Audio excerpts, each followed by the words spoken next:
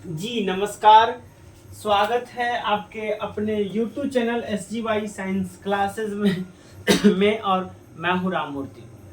तो दोस्तों, आज के इस वीडियो सीरीज में हम लोग बातचीत करने जा रहे हैं इतिहास जो कक्षा 12वीं की है, और इसमें हम लोग चैप्टर नंबर 10 की, जिसका नाम है उपनिवेशवाद और देहात से संबंधित कुछ महत्वपूर्ण वस्तुनिष्ठ प्रश्न का डिस्कशन करने जा रहे हैं। और इस वीडियो सीरीज में हम लोग अब तक पूछे गए सभी महत्वपूर्ण प्रश्नों तथा आगामी परीक्षा के लिए संभावित प्रश्नों का विस्तार से विश्लेषण करने जा रहे हैं। तो बस आपसे एक छोटा सा रिक्वेस्ट है कि यदि आप हमारे इस चैनल पर नए हैं तो इसे सब्सक्राइब कर दीजिए, साथ ही साथ बगल में पड़े हुए बेल आइकन को भी दबा दीजिए। और अगर हमारा ये सेशन आपको अच्छा लगता है तो इसे लाइक कीजिए और दोस्तों को शेयर कर दीजिए। चलिए बिना देरी किए शुरू करते हैं अपने इस पाठशाला को।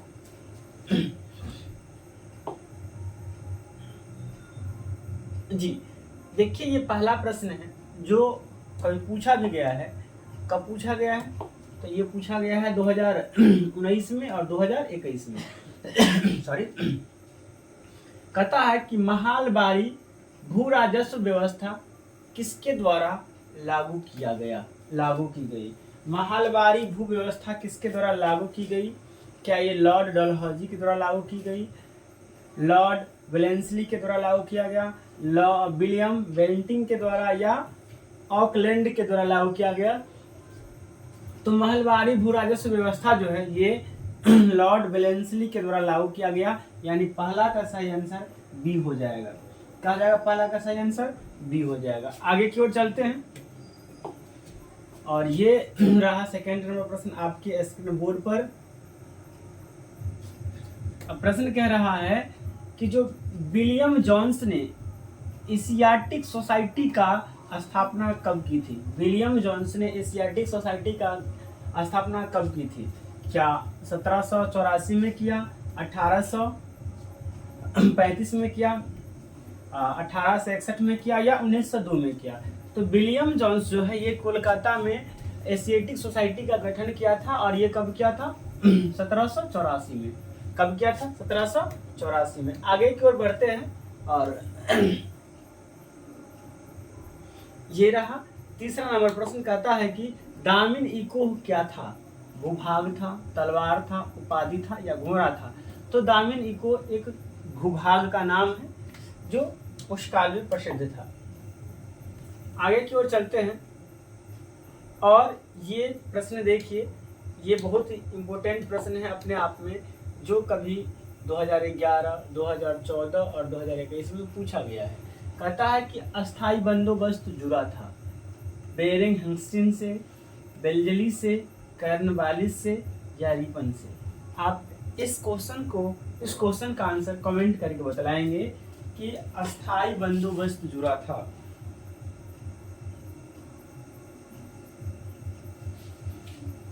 बताइए, अस्थाई बंदोबस्त किससे जुड़ा था? लॉर्ड कर्नवालिस से, यानी 4 का सही आंसर सी हो जाएगा। आगे की ओर चलते हैं, और देखिए यह भी प्रश्न 2012 में पूछा गया है, और कहता है कि सिद्धू ने किस विद्रोह का नेतृत्व किया था? सिद्धू कानू ने किस विद्रोह का नेतृत्व किया था? क्या मुंडा विद्रोह का किया था, संथाल विद्रोह का किया था, सन्यासी विद्रोह का किया था, या हो विद्रोह का किया था? तो सिद्धू और कानू ने संथाल विद्रोह का नेतृत्व किया था। यह एक जनजाति था, सिद्धू और संथाल, और उसका नेतृत्व किसने किया था? सिद्धू और कानू ने। 2 भाई थे ये, और इन्होंने ही किया था। आगे की ओर चलते हैं, और ये प्रश्न भी बहुत भी आए, क्योंकि ये भी 2012, 2015, 2020 इतने बार पूछे गए हैं। और पहले ही हमने आपको बता दिया है कि हम अपने वीडियो सीरीज में उसी प्रश्न पर ज़्यादा फोकस करते हैं जो बार बार पूछे जाते हैं और आने वाली परीक्षा में पूछने की संभावना होती है। तो कहता है कि भारत में अस्थाई बंदोबस्त कहाँ लागू किया गया था? क्या बंगाल में किया गया, पंजाब में किया गया, दक्षिण भारत में किया गया, या इनमें से सभी में किया गया? तो भारत में अस्थाई बंदोबस्त जो है ये बंगाल में किया गया था। कहाँ किया गया था? बंगाल में। यानी 6 का सही आंसर क्या हो जाएगा? ए। आगे की ओर चलते हैं और देखिए अगला प्रश्न। इतने इंपॉर्टेंट ये प्रश्न हैं कि ये 15, 18, 19, 20, 21 तक पूछे गए हैं और आगामी परीक्षा के लिए भी ये इम्पोर्टेंट सिद्ध हो सकता है। कहता है कि संथाल विद्रोह कब हुआ था? 1855 में, 1851 में, 1841 में या 1862 में? आप इसे कमेंट करके बतलाइए। संथाल विद्रोह कब हुआ था? संथाल विद्रोह कब हुआ था? आप इसे कमेंट करके बतलाइए। तो शायद आप सही कमेंट कर रहे हैं, ये 1855 में हुआ था संथाल विद्रोह। आगे अगला प्रश्न, और ये भी अपने आप में इम्पोर्टेंट सिद्ध हो सकता है क्योंकि ये 2016 और 2021 में पूछा गया है। कहता है कि ईस्ट इंडिया कंपनी की स्थापना हुई थी 1600 AD यानी 1600 ईस्वी में, 1605 ईस्वी में, 1610 ईस्वी में या 1615 ईस्वी में? तो ईस्ट इंडिया कंपनी का स्थापना हुआ था 1600 ईस्वी में। कब हुआ था? 1600 ईस्वी में, यानी 8 का सही आंसर ए हो जाएगा, 1600 ईस्वी। आगे की ओर चलते हैं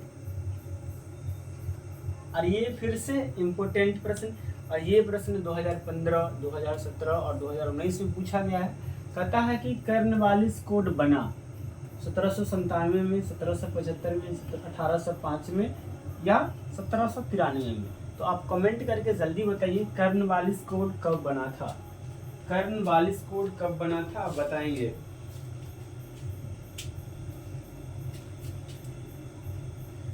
जी, तो कब बना था ये कर्नवालिस कोड? ये बना था 1793 में। वेरी गुड, 1793 में बना था कर्नवालिस कोड। आगे की ओर चलते हैं और ये बताइए, कहता है कि राजमहल की पहाड़ियों में मुख्यतः जो लोग रहते थे वे है पहाड़ियाँ और संथाल लोग, पहाड़ियाँ और भील लोग, पहाड़ियाँ और अंग्रेज लोग, या इनमें से कोई नहीं? तो राजमहल के पहाड़ियों के बीच में जो लोग रहते थे वे या तो पहाड़ी लोग थे या तो संथाल लोग थे, यानी 10 का सही आंसर ये हो जाएगा। आगे की ओर चलते हैं और आप बताएंगे इस प्रश्न का जवाब। कहता है कि कंपनी काल में अक्सर शक्तिशाली जमींदार के लिए जो शब्द प्रयोग किया जाता था वह था कोतवाल, राजा, रैयत या जोतेदार? बताइए, शक्तिशाली मतलब जमींदार के लिए किस शब्द का प्रयोग किया जाता था, आप ये बताइए।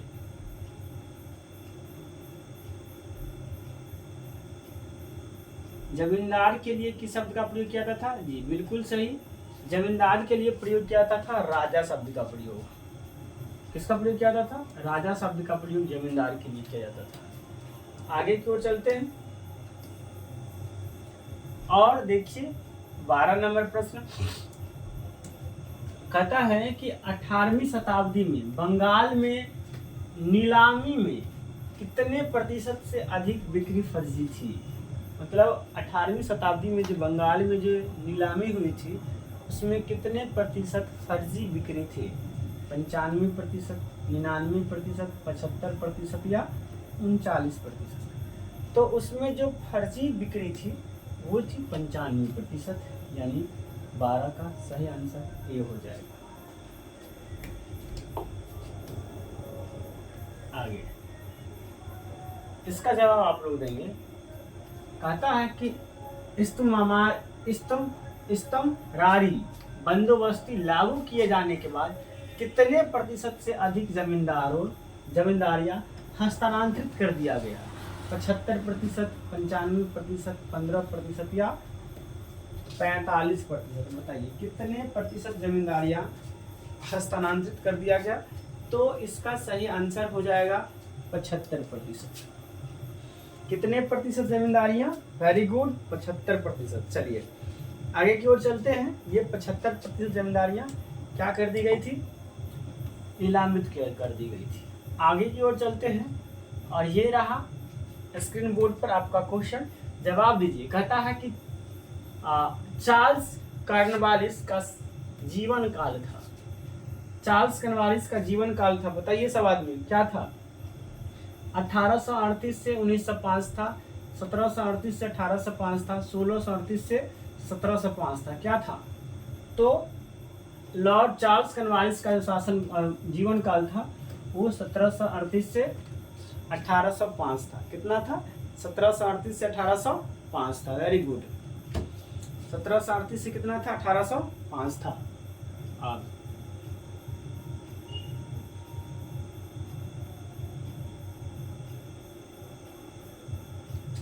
चलिए आगे की ओर चलते हैं। और ये रहा अगला प्रश्न। कहता है कि सिक्किमी रैयत को बंगाल में जमीन कौन पट्टे पर देता था? क्या रैयत देता था, कंपनी देता था, जमींदार देता था या इक्तेदार देता था? तो सिक्किमी रैयत को बंगाल में जमीन पट्टे पर कौन देता था? रैयत। ये रैयत देता था इसको पट्टे पर जमीन।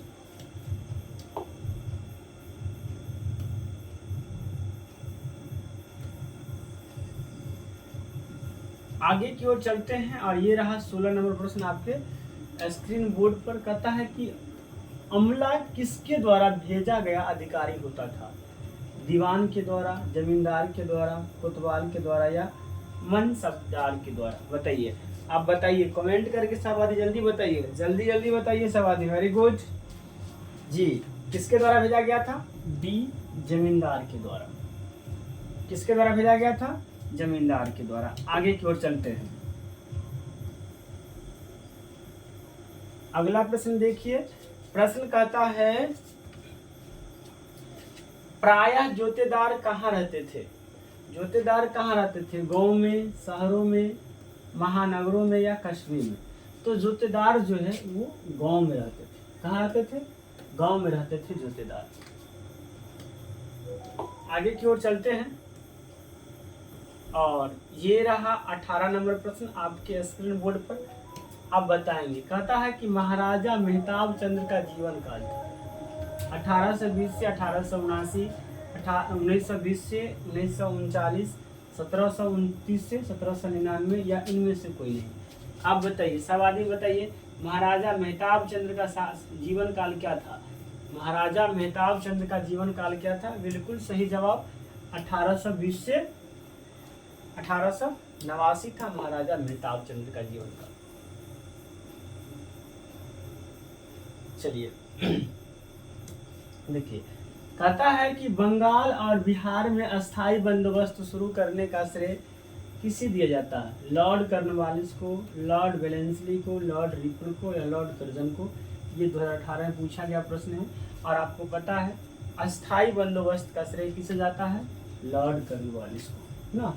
लॉर्ड कॉर्नवालिस ने ही क्या किया था? अस्थाई बंदोबस्त घोषित किया था ना। लॉर्ड कॉर्नवालिस क्या किया था? अस्थाई बंदोबस्त घोषित किया था। तो लॉर्ड कॉर्नवालिस को ही इसका श्रेय जाता है। 20 नंबर प्रश्न को पढ़िए और सब आदमी जवाब दीजिए। 20 नंबर प्रश्न को पढ़िए और जवाब दीजिए सब आदमी। ये रहा 20 नंबर प्रश्न आपके स्क्रीन बोर्ड पर।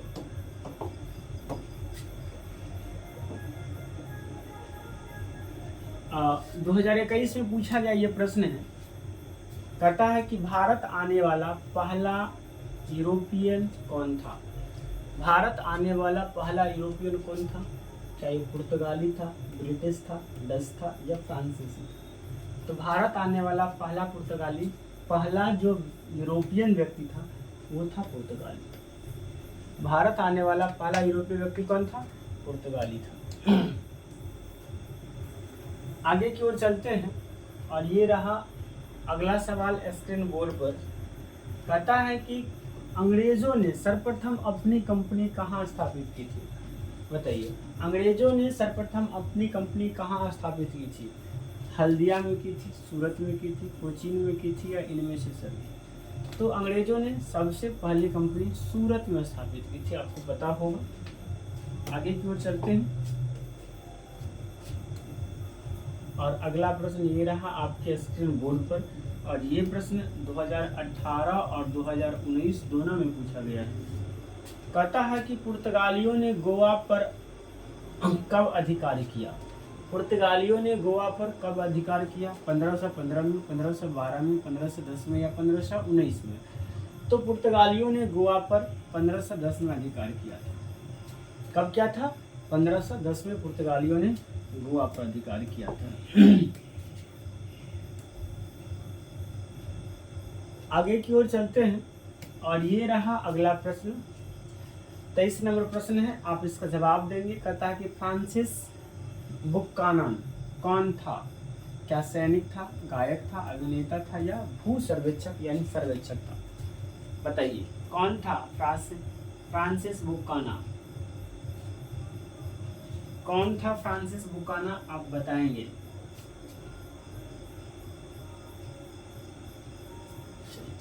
कौन था फ्रांसिस बुकानन? वेरी गुड, ये सर्वेक्षक था। यानी 23 का सही आंसर क्या हो जाएगा? डी हो जाएगा। आगे की ओर चलते हैं और 24 नंबर प्रश्न देखिए। प्रश्न कह रहा है कि फ्रांसिस बुकानन के विवरण की तुलना इतिहास के किस स्कूल से की जाती है?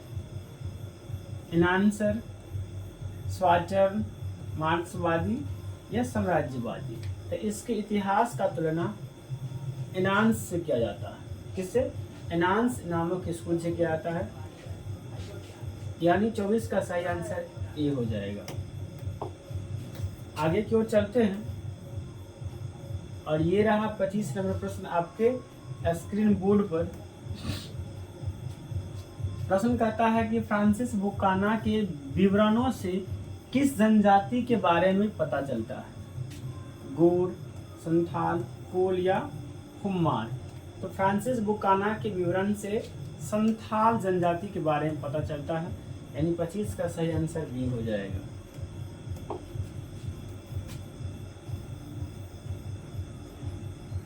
छब्बीस नंबर प्रश्न आपके स्क्रीन बोर्ड पर कहता है कि किस रिपोर्ट का संबंध भारत में ईस्ट इंडिया कंपनी के क्रियाकलाप से है? 11वीं रिपोर्ट, 21वीं रिपोर्ट, 5वीं रिपोर्ट या इनमें से कोई नहीं? तो 5वीं रिपोर्ट का संबंध भारत के ईस्ट इंडिया कंपनी से, यानी 26 का सही आंसर सी हो जाएगा।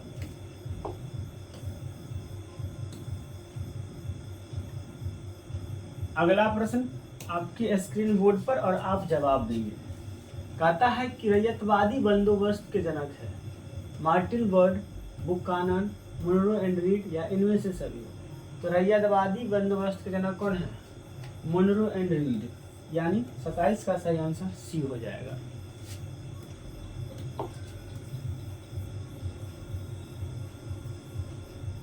अट्ठाईस नंबर प्रश्न बहुत अच्छा प्रश्न है। कहता है कि किस युद्ध में विजय के पश्चात ईस्ट इंडिया कंपनी ने बंगाल, बिहार और उड़ीसा के दीवानी अधिकार प्राप्त कर लिया? पलासी, बक्सर, पानीपत या हल्दिया घाटी? आप जवाब देंगे इसका क्या होगा सही आंसर?